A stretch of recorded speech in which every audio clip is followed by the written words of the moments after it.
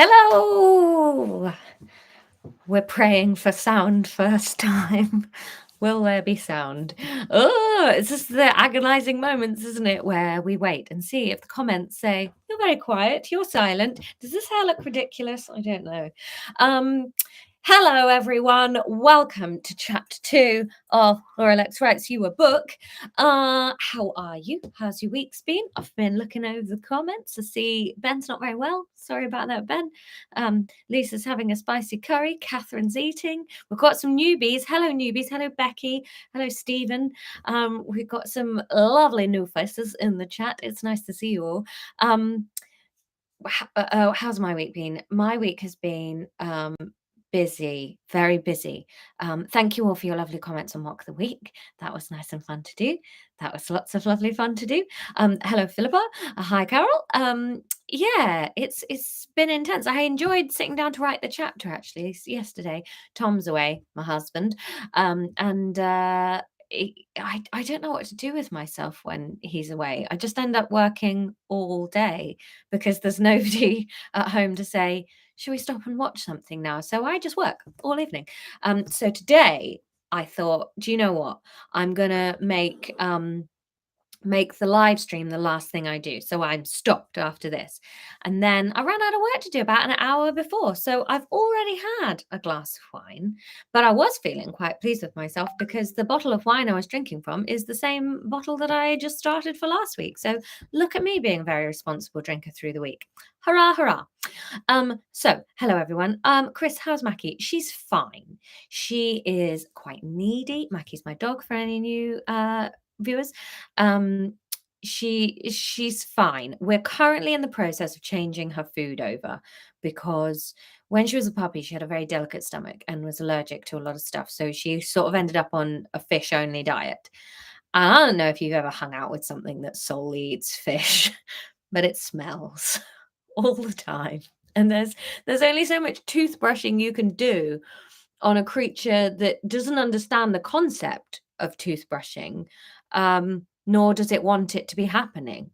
So we are trying to wean her off a single fish only diet, and so she's very excited about meal times at the moment. So she's often hungry, and as soon as we get to anywhere near one of her meal times, she scratches at my feet like, "Oh, I think I should probably being fed now." I don't know how you feel about that. Whatever you gave me this morning that was different, I want that. So yeah, fun. Philip is getting a dog in 2 weeks. That's so exciting. So thank you, Catherine. Lovely makeup this evening, Laura. I did it just for this because I always think about this as just the time being, and it's just you guys. And I'm like, it's like going to hang out with my friends. And then I remember that there are videos left up on the internet forever. And I won't lie, it's been a bit of a week of being told I'm a stupid, ugly bitch on the internet. So I thought, you know what? I'm at least going to wear makeup, and it's like my little armor, you know? I'm sure a therapist would tell me off for like using makeup as a defensive shield or whatever, but hey, I like it.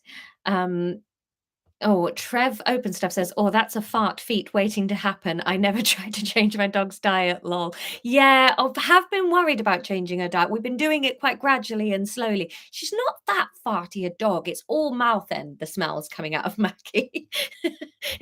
It's so disgusting. She's such a rotten little hound, but I do love her endlessly.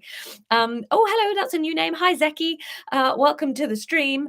So, listen, we should probably start the chapter, shouldn't we? So now you had a vote last chapter. You had the options of accelerator, driver's seat, brakes, and boot, and one of them resulted in a death. Dun, dun, dun. So, I won't tell you which one won. You'll have to discover it as the chapter commences. So we'll get into chapter 2, and you'll see what won and what it meant. Dun, dun, dun. I should get theme music for this, shouldn't I? That would be fun. Maybe I'll get Ron to write me some theme music. Right. Chapter 2. She recognized his lights as they swung round the corner and the indicator flicked on to pull over and stop for her. The car looked invitingly dry. Too dry to break up with someone in? No. Besides which, by the time she was sat in it for 3 minutes, it would be soaking. Why would it be soaking? Because she was soaking. Why was Leah soaking? Because Harry was late. She pulled at the door handle forcefully, and her wet fingers slipped off the plastic, and she caught herself across the nose with a slap. Her eyes immediately sprung with water, ending their time as the driest thing about her in that moment. No euphemisms, please. Thank you about that. I did think of them when I was writing this. I don't write that book, Laura. You've written that book already. Club Actually, available from all good retailers. Harry gallantly leant across. Oh, that's quite hard to say next to each other after a glass of wine. Harry gallantly. Harry gallantly. Oh, hello, Kim, in the chat. Kim's an Australian viewer. Thank you for getting up. You're much more dedicated than me. Harry gallantly leant across and pulled the door handle, pushing the door open and leaning across the gear stick. Leah reluctantly nodded a thanks to him and climbed into the passenger seat. She tried to wipe the rain off her face, but her hands were so wet she couldn't accurately say that she was helping at all. Okay, Harry is going to speak. We need a voice for Harry. It's going to have to be a vague accent I can do in case he stays in the story. So, Viv last week was Somerset. We need an accent for Harry now. Cast your votes. I'll pick one randomly from the first few suggestions that come in. Birmingham, Welsh, Scottish, Posh Lonely South London. Oh, those are too similar. Too Scottish. I'm very bad at Scottish. Second, Welsh. We're going to go Welsh because I can vaguely do Welsh just in case he stays alive. I know whether he does or not. Where are we up to here? What did I just say? Welsh. Are you all right? Are you all right? Harry asked lightly, and Leah turned her head sharply to glare at him. Even the act of rotating her neck quickly made water droplets spin out of her fringe and give him a mini shower, a tiny experience of what she had gone through waiting for him. Do I look all right, Harry? Neither of them said anything, but there was far from silence in the car. The engine, the rain, the wipers, the snuffling, it built up into a maelstrom inside Leah's head. Hang on, the snuffling? What's that noise? She said, whipping her head round to look at the back seat. The whip sent more water flying at Harry, and he knew better than to complain. It's a surprise, Harry said cheerfully. It's why I was late. He indicated back out of the lay-by and merged into the rush hour traffic. What is it? Leah repeated, an icy weight settling into her stomach at his coy behaviour and the noises coming from the boot. It's a surprise, Harry said again. I don't like surprises, Leah said, her jaw tense. Well, it won't be one for long. I'll have to get it out the second we get home.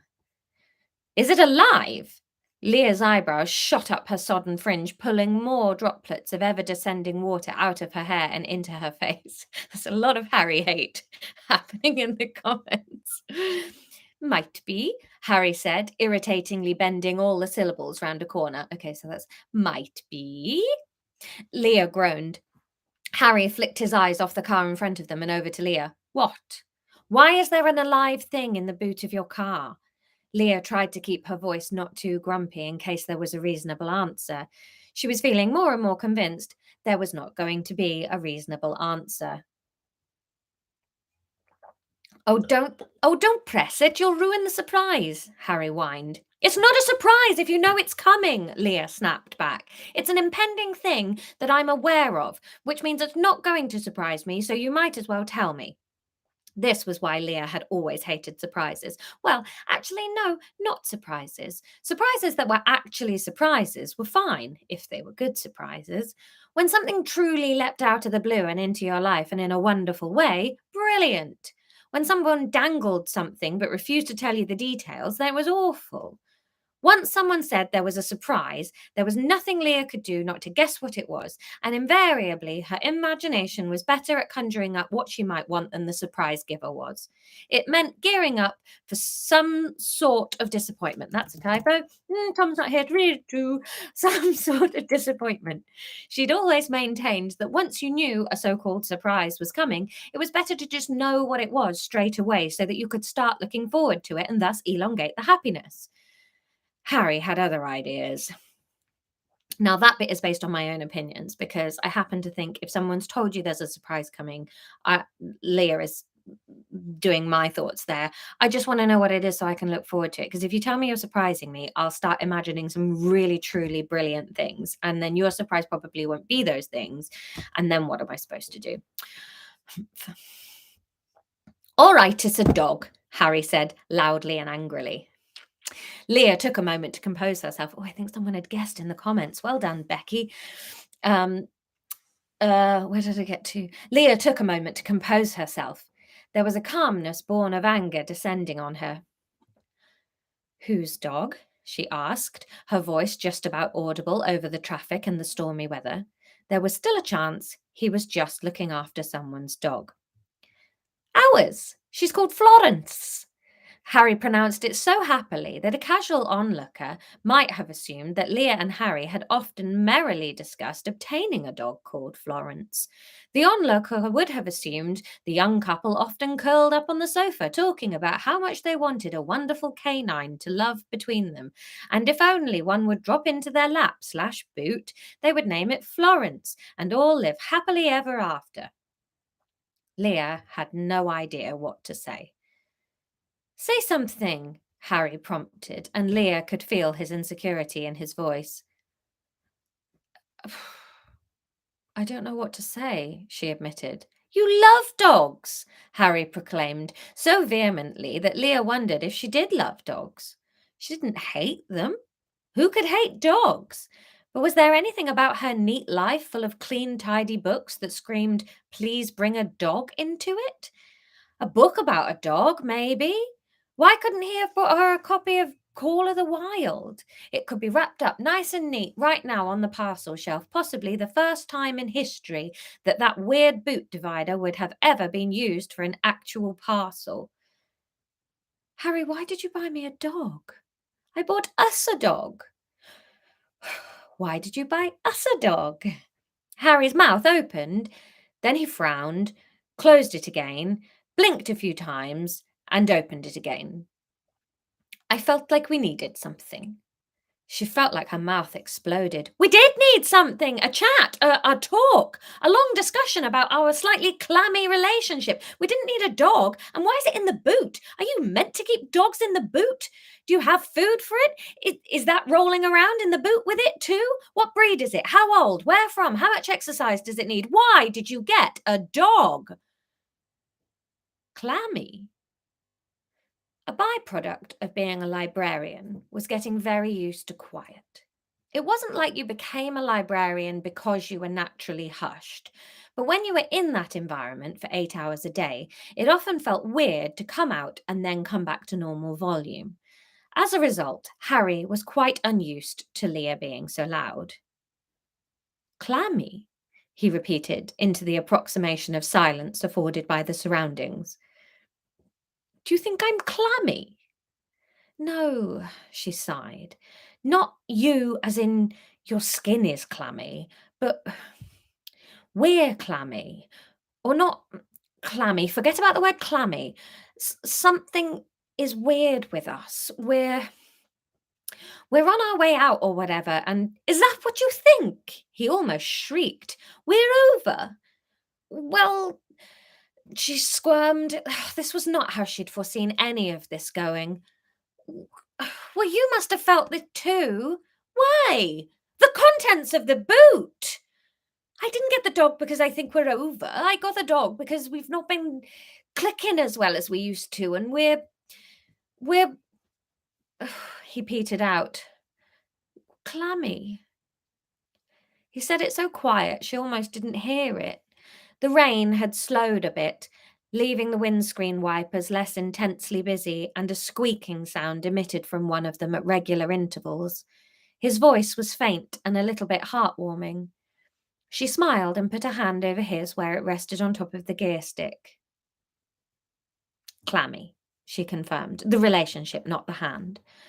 She took her hand off because, truth was, it actually was clammy, but that was largely to do with her overall sogginess.